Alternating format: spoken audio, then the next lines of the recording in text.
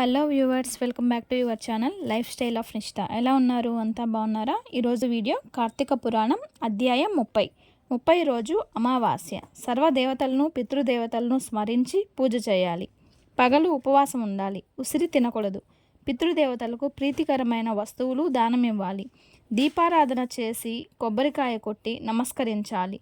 నువ్వులు ఉసిరి దానం ఇవ్వాలి. కుటుంబ క్షేమం కలుగుతుంది. 30వ రోజు చేయవలసినటువంటి పారాయణం. కార్తీక వ్రత మహిమ ఫలశ్రుతి. సౌనకాది మునులు సంతోషించి మహాత్మా, అనంతమైన పుణ్యాన్ని ప్రసాదించే విష్ణు మహిమను మీ వల్ల విని ధన్యులమైనాము.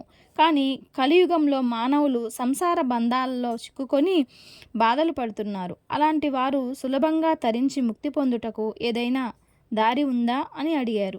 ధర్మములన్నింటిలో మోక్ష సాధనకు ఉత్తమమైన ధర్మం ఏది? దేవతలందరిలో ఉత్తమ దైవం ఎవరు? మానవుని అజ్ఞానమును రూపుమాపి పుణ్యఫలమును ఇచ్చు కార్యమేది?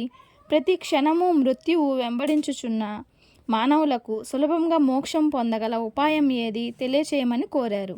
అంతటా సూతుడు, ఓ మునులారా, మీకు కలిగిన సంశయములు ప్రతి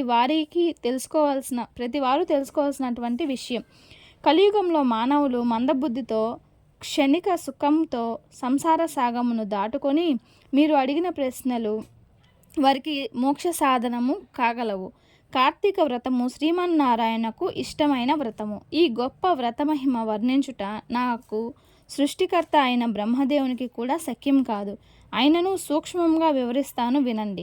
కార్తీక మాసంలో సూర్యభగవానుడు తులారాశిలో ఉన్నప్పుడు కావేరీ నదిలో కానీ, గంగా నదిలో కానీ, అఖండ గౌతమి నదిలో కానీ శ్రీహరి ప్రీతి కొరకు మనకు ముక్తి కలుగుటకు తప్పనిసరిగా నదీ స్నానం, దానం మరియు దేవాలయాలకి వెళ్ళి హరిహరాదులను పూజించాలి. తనకు ఉన్నదానిలో కొంతైనా దీపదానం చేయవలెను. ఈ నెల రోజులు శివకేశవుల ఆలయాలలో ఆవులెత్తితో దీపారాధన చేసి సాయంకాలం పురాణ పఠనం చేయవలెను. ఈ విధంగా చేసిన వారు అన్ని పాపాల నుండి విముక్తులై సర్వ సుఖాలు అనుభవిస్తారు.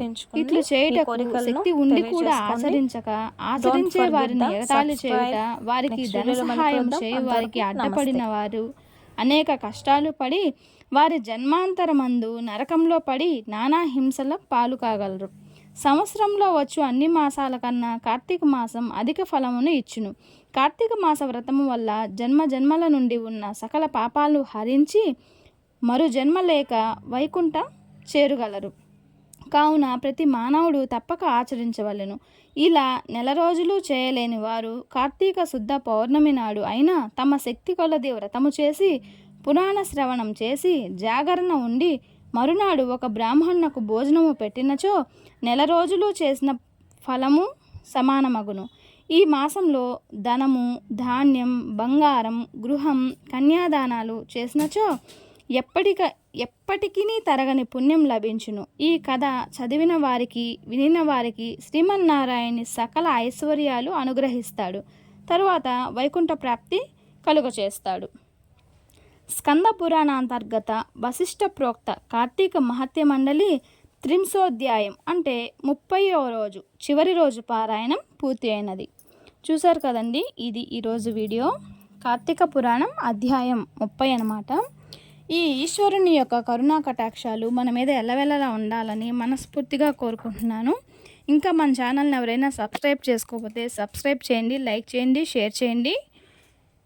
నా వీడియోల్ని ఇంతవరకు మీరందరూ చూస్తూ, మీరందరూ కూడా ఈ పురాణాన్ని వింటూ, ఈ దేవుని దర్శనం చేసుకుంటూ, కార్తీక పురాణం వీడియో చూస్తూ వినే వాళ్ళకు కూడా ఆయురారోగ్యాలు, అష్ట ఐశ్వర్యాలు కలిగి అందరూ సుఖంగా సంతోషంగా ఉండాలని మనస్ఫూర్తిగా కోరుకుంటున్నాను. Thanks for the watching. Next వీడియోలో మళ్ళీ కలుద్దాం. అంతవరకు నమస్తే. Don't forget the subscribe.